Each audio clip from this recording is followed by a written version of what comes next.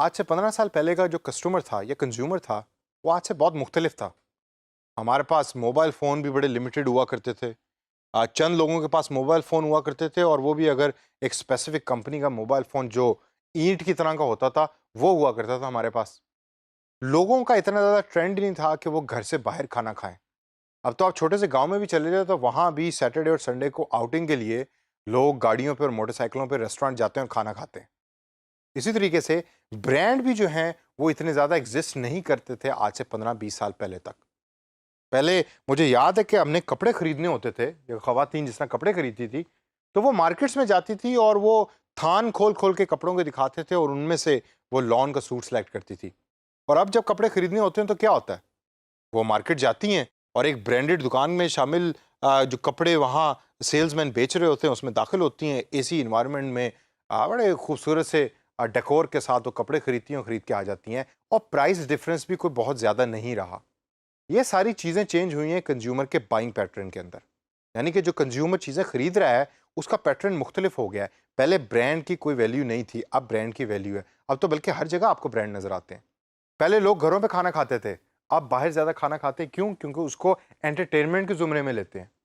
तो जिस तरह मार्केट के ट्रेंड चेंज हो रहे होते हैं और कंज्यूमर चेंज हो रहा होता है, उसी तरीके से कंपनी को भी अपने आप को चेंज करना होता है। इस सेशन के अंदर हम थोड़ी सी बात करेंगे डिसीजन मेकिंग प्रोसेस के ऊपर। सबसे पहले मैं आपको बताता हूं कि जो ट्रेडिशनल डिसीजन मेकिंग प्रोसेस है वो क्या था। It always started with problem recognition, यानी कि जो थ्योरी हमें बताती है वो ये कि जो कस्टमर है वो सबसे पहले प्रॉब्लम को रिकग्नाइज करता है कि मुझे ये प्रॉब्लम है जिसका मैंने सोल्यूशन ढूंढना है। फॉर एग्जांपल, मेरे पास पैसे हैं, मैंने गाड़ी खरीदनी है, तो मेरी प्रॉब्लम क्या है कि मुझे एक अच्छी गाड़ी चाहिए।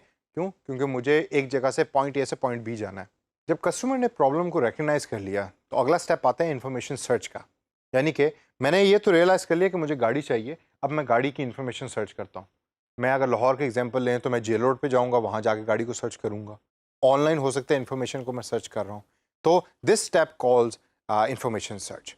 तीसरे स्टेप के ऊपर एवेल्युएशन ऑफ ऑल्टरनेटिव्स का स्टेप आता है। यानी कि अब आपने इन्फॉर्मेशन सर्च ये की कि आपके पास 3, 4, 5 किस्म की गाड़ियाँ हैं जो आपके बजट में सूट करती हैं आपको। अब आपके पास डिफरेंट ऑल्टरनेटिव्स आ गए। अब ऑल्टरनेटिव्स के बारे में आप क्या करते हैं, यानी ऑप्शंस के बारे में आप क्या करते हैं? आप जाते हैं, जाके अपने दोस्तों से पूछते हैं कि भाई सुजुकी की ये गाड़ी ज़्यादा बेहतर है या होंडा की ये वाली गाड़ी ज़्यादा बेहतर है? जैपनीज़ गाड़ी ज़्यादा बेहतर है या पाकिस्तान में लोकली असेंबल्ड गाड़ी ज़्यादा बेहतर है? कौन सी गाड़ी मुझे खरीदनी चाहिए, ये मेरा बजट है। उसके अंदर आप इवैल्यूएट कर लेते हैं और इस इवैल्यूएशन के बाद अगला स्टेप आता है परचेज़ का, कि जिसके अंदर एक्चुअली आप प्रोडक्ट को परचेज़ कर लेते हैं। और लास्ट में आफ्टर परचेज क्या होता है? Post purchase behaviour. अगर आप खुश हैं उस गाड़ी से तो आप वर्ड ऑफ माउथ जनरेट करते हैं, आप लोगों को बताते हैं। आपका दोस्त आपको साथ लेके जाएगा कि भाई आपने ये गाड़ी खरीदी, आपको इसका एक्सपीरियंस है, तो मुझे भी ज़रा ये गाड़ी खरीद दें। ये पूरे का पूरा है ट्रेडिशनल डिसीजन मेकिंग प्रोसेस। लेकिन जिस तरह डिजिटल एनवायरनमेंट ने और डिजिटल टेक्नोलॉजीज़ ने हर चीज़ को चेंज कर दिया है, इसी तरीके से कंज्यूमर पैटर्न को भी चेंज कर दिया है। आजकल तो मैं जब जेनेरिक क्लास पढ़ा रहा होता हूँ यूनिवर्सिटी में, तो मैं देखता हूँ कि स्टूडेंट्स के पास शायद खाने के पैसे नहीं है, लेकिन 1.5 लाख रुपए के मोबाइल फ़ोन ज़रूर हैं हाथ में। और जब मैं अपना टाइम अगर याद करूँ, जब मैं कॉलेज में था तो शायद मेरे पास हमारी पूरी क्लास में 2 लोगों के पास मोबाइल फ़ोन होता था जिसको हम सारे शेयर किया करते थे। तो डिसीजन मेकिंग प्रोसेस पे डिजिटल टेक्नोलॉजी का किस तरीके से इफेक्ट आया है, आइए ज़रा थोड़ी सी उस पर नज़र डालते हैं। सबसे पहले तो डिजिटल टेक्नोलॉजीज़ की वजह से information search is massive now. अब आपने गाड़ी की एग्जांपल में ही अगर इस चीज़ को फिट करें जो मैंने आपको पहले दी थी, तो आप जब गाड़ी खरीदते हैं तो आप पाक व्हील्स पे भी देखेंगे, आप ओएलएक्स पे भी देखेंगे, पाकिस्तान के कॉन्टेक्स्ट में अगर मैं बात करूं, आप यूट्यूब पे जाकर उस गाड़ी की वीडियोस भी देखेंगे और आप इसके अलावा जो फॉरम्स बने होते हैं, ब्लॉग्स बने होते हैं, उस पे भी आप चीज़ों को सर्च करते हैं और देखते हैं। आप अक्सर ये भी देखते हैं कि इस गाड़ी की माइलेज कितनी है, वो बेशक यूके की किसी वेबसाइट पे पब्लिश हुई हो। फिर इस सब के बावजूद आप ये भी देखते हैं कि क्या इस गाड़ी के पार्ट्स अवेलेबल हैं पाकिस्तान में, अगर पाकिस्तान में जी तो ओवरसीज़ में ये पार्ट्स कहाँ से लेकर आ सकता हूँ। तो ये हो गया कि इंफॉर्मेशन सर्च बहुत मैसिव हो गई है और ये कंज्यूमर डिसीजन मेकिंग प्रोसेस को चेंज कर चुकी है। दूसरा पॉइंट है कि you are comparing everything, not just the competitors. यानी कि जो आपका कंज्यूमर बैठा है ऑनलाइन, वो खाली ये नहीं देख रहा कि जो आप प्रोडक्ट बेच रहे हैं तो इसके मुकाबले में कंपेटिटर जो प्रोडक्ट बेच रहा है वो कैसी है।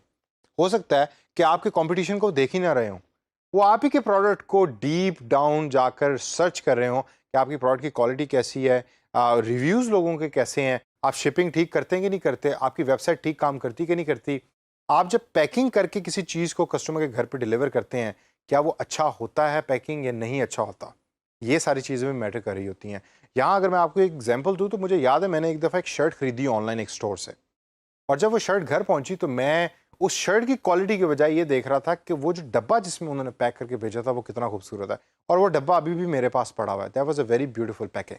पोस्ट परचेज बिहेवियर भी बहुत इंपॉर्टेंट हो गया और चेंज हो गया। जब कोई चीज़ या कोई कस्टमर मोबाइल फ़ोन खरीदता है तो वो खाली मोबाइल फ़ोन लेके घर नहीं चला जाता, वो उसकी पिक्चर्स भी खींचता है, वो यूट्यूब पे भी अपलोड करता है, लोग उसके रिव्यूज़ भी देते हैं और उसके बारे में ब्लॉग्स भी बनाते हैं, और लोग जो दूसरे हैं उसको पढ़ रहे होते हैं। तो पोस्ट परचेज बिहेवियर भी चेंज है, जिसका डिजिटल टेक्नोलॉजी के साथ बहुत गहरा ताल्लुक है। जो कंपनी है वो इसको यूज़ कर रही होती हैं एज ए मार्केटिंग टूल।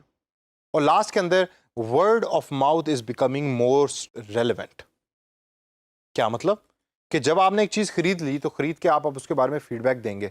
मैं एक रेस्टोरेंट में गया, रेस्टोरेंट में जाके मैंने खाना खाया, और खाना खाने के साथ साथ मैंने गूगल पे या फेसबुक पे बैठ के उस रेस्टोरेंट को स्टार रेटिंग दे दी कि इसके 4 स्टार हैं, 5 स्टार हैं।